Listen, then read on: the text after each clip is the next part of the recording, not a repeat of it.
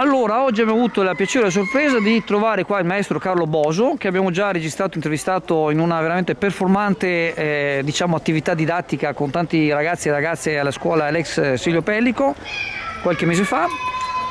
Cosa fate in quel di Chioggia? Cosa succede? Intanto maestro si toglie la mascherina un attimo, sai, siamo distanti, io la tengo, l'assistente Marica Daniele, che qua, dobbiamo stare attenti, ma insomma stiamo distanti, siamo all'aperto. Il virus non ha il pass per venire fino a qua, quindi... cosa fa qua a Chioggia, maestro? Cosa fate? Stiamo preparando una nuova iniziativa dopo questa bella riuscita che abbiamo avuto quest'estate, che è un'accademia itinerante di commedia dell'arte. Quindi facciamo 14 laboratori in regione, tra regione, Toscana e poi anche in Francia, e cominceremo proprio qui a Chioggia, e quindi per quello che siamo qua oggi. Bello. Quindi saremo qua a Chioggia a partire 7, 8 e 9 gennaio.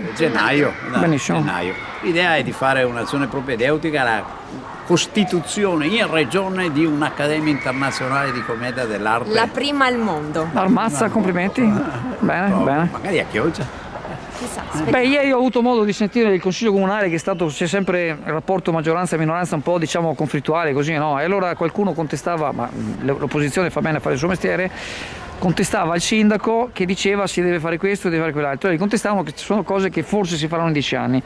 E il sindaco a mio avviso giustamente ha detto ma se non cominciamo a parlarne non se ne farà mai. È vero. E quindi benissimo diciamo cominciare a parlarne, perché poi ho visto la vostra azione l'altra volta è stata veramente, la fate vero alla Silvio Pellico, giusto? Sì, a Silvio, sempre all'Università Popolare, siamo con l'Università Popolare, patrocinati dal sindaco proprio, e quindi ci ha dato già il patrocinio, quindi cominciamo proprio qua. L'idea è di inaugurare qui 7, 8 e 9, siete tutti quanti invitati. Poi vedo Ponte San Nicolò.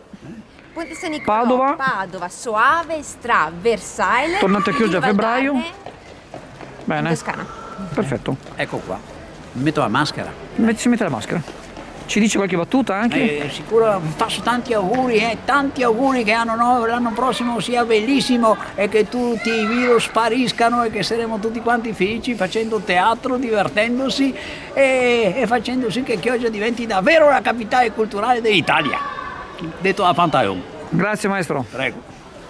Grazie mille.